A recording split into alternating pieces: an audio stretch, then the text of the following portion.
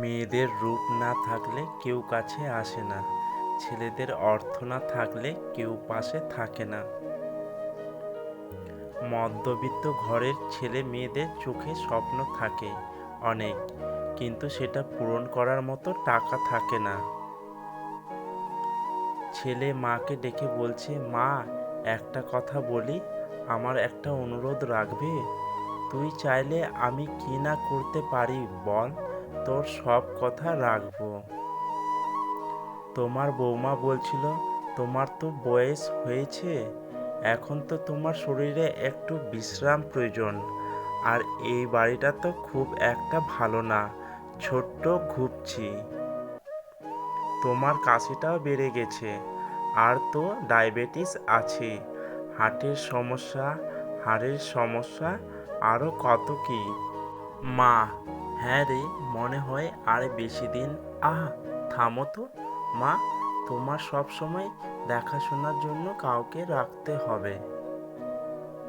আচ্ছা, তোমাকে তাহলে গ্রামের বাড়িতে, না না, ওই যে বৃদ্ধাশ্রমের স্পেশাল ব্রাঞ্চে ভর্তি করালে কেমন হয়?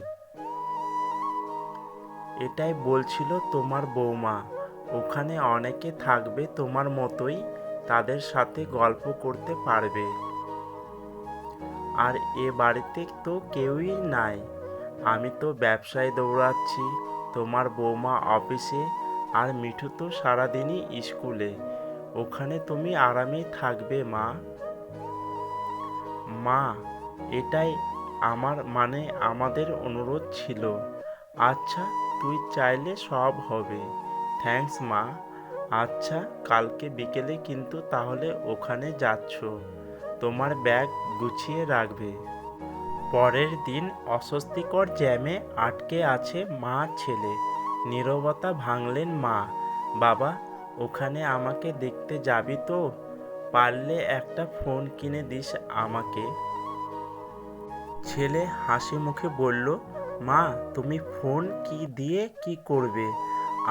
ওখানে ফোন আছে তো। কিছুক্ষণ পরে একটা পাঁচতলা বাড়ির সামনে এসে গাড়ি থামালো।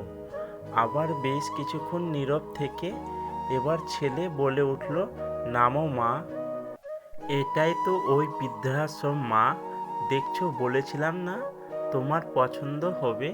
তোমার জন্য দোতলার দক্ষিণের ঘরটা বুকিং করে রেখেছি। কলিং বেল দিতেই দরজা খুলল। হ্যাপি বার্থডে টু ইউ মা। দরজা খুলতে চমকে গেলেন মা। আরে, ওই তো তার একমাত্র নাতি আর বৌমা বিশাল একটা কেক নিয়ে দাঁড়িয়ে আছে। এত বেলুন আগে কখনো দেখেননি। এত আয়োজন করে কখনো কেউ তাকে জন্মদিনের শুভেচ্ছাও জানায়নি। আরে, ওই তো তার দুই মেয়ে আর তাদের জামাই দাঁড়িয়ে, ওদেরও ডেকে এনেছে তার পাগল ছেলেটা।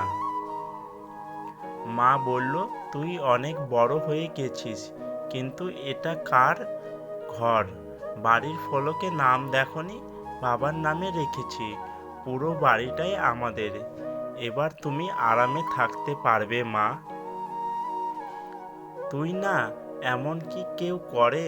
কান্না ভেজা চোখে জোরে জোরে মাথা নাড়ছেন, আনন্দে কথা বলতে পারছেন না। পার্টি শেষে ঘুমোতে যাবে এমন সময় পেছন থেকে মায়ের ডাক। হাতের ব্যাগটা আতিপাতি খুঁজে একটা কৌটা বের করে ছেলের হাতে ধরিয়ে দিলেন। নে, এটার আর দরকার হবে না, ইঁদুরের বিষ। চিন্তা করেছিলাম যদি বৃদ্ধাশ্রমে রেখে আসিস তাহলে সেই দিনই খেয়ে নেব।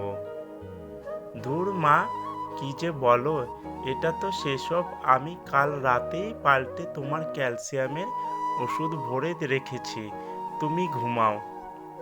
মার আজ আর কিছুই চাওয়ার নেই। আর কিছু না হোক, তার ছেলেকে অন্তত মানুষ করতে পেরেছে সে। যাক, আজকের ঘুমটা সত্যি আরামের হবে, ঘুমের ওষুধ খেতে হবে না। সংসারে বাবার গুরুত্ব কি বুঝতে চাও? তাহলে হাতের বুড়ো আঙুল ছাড়া একটা রুটি ছেঁড়ার চেষ্টা করো, বুঝতে পেরে যাবে।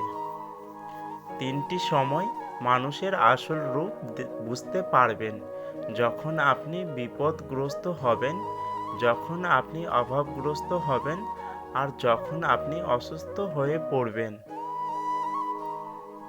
ঘুমিয়ে পড়লে আর কোনো ব্যথা থাকে না, সেটা মনের হোক বা শরীরের। সরি বললে কিছু হয় না, যে কথাটা হৃদয়ে আঘাত করে সেটা সহজে মুছা যায় না।